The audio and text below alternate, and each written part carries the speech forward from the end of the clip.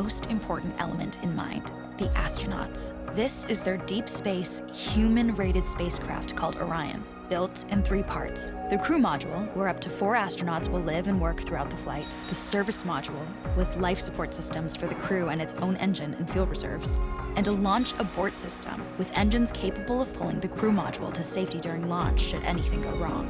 To accomplish the task of launching our crew and heavy payloads, NASA is building the Space Launch System, comprising of a cargo hold, an exploration upper stage, a massive core stage, and 2 extended solid rocket boosters. Altogether, this is the world's most powerful rocket, and it exceeds the legendary Saturn V of the Apollo era in numerous ways.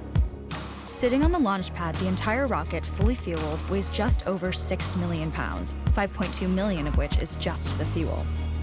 Once ignited, there is no stopping what comes next. All 4 RS-25 engines and the 2 solid rocket boosters come to life, thundering our crew upwards. 2 minutes after ignition, the solid rocket boosters are spent and released.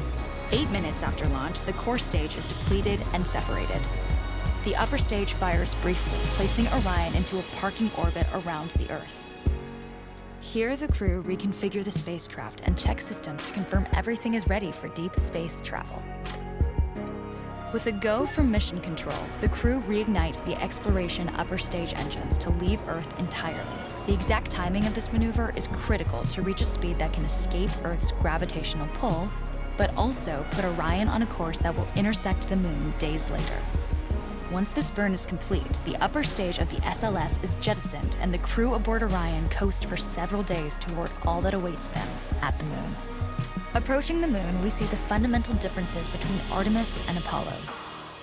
Instead of requiring Orion to serve as an expendable lunar command module or to carry a constrained lunar lander, the Artemis missions will take advantage of a different approach: pre-staging. Everything needed for lunar missions will be positioned in advance by commercial and international partners. This includes rovers, science experiments, and human-rated systems on the surface. But it also includes a dedicated lunar station in orbit around the Moon called Gateway. Here at this station, we can pre-stage a robust lunar lander and establish a strong communications relay. Designed with open standards, the Gateway can be expanded as new missions and partnerships develop, allowing multiple human missions on the Moon at the same time and enabling ongoing science to be conducted even between human missions. The Gateway is also capable of adjusting its orbit to allow access to every part of the Moon, something the Apollo missions could not do.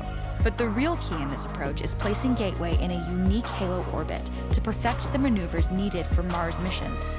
And with the growing list of commercial and international opportunities, Gateway is the ideal hub between Earth and all that lies beyond. Returning to our crew as they approach Gateway, the Orion must match the elliptical orbit of the station in order to successfully dock. Once on board, pre-selected crew members transfer to the lunar lander, while those assigned to Gateway remain on station. The lunar lander system itself is built for 3 unique steps: descending from the halo orbit of Gateway down to a low lunar orbit, descending from low lunar orbit to the surface, and once the lunar mission is complete, launching from the surface of the Moon and ascending all the way back to the orbiting Gateway.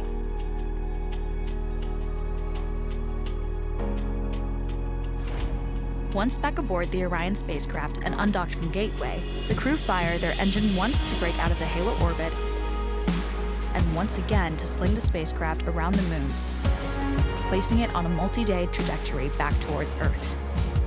As they near the end of this journey, the service module is released, and the crew module is oriented heat shield first.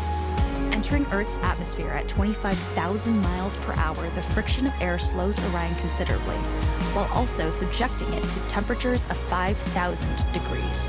With the Orion now at just 300 miles per hour, a series of parachutes uniquely tested and produced for this moment deploy, decelerating the craft to just 20 miles per hour for splashdown.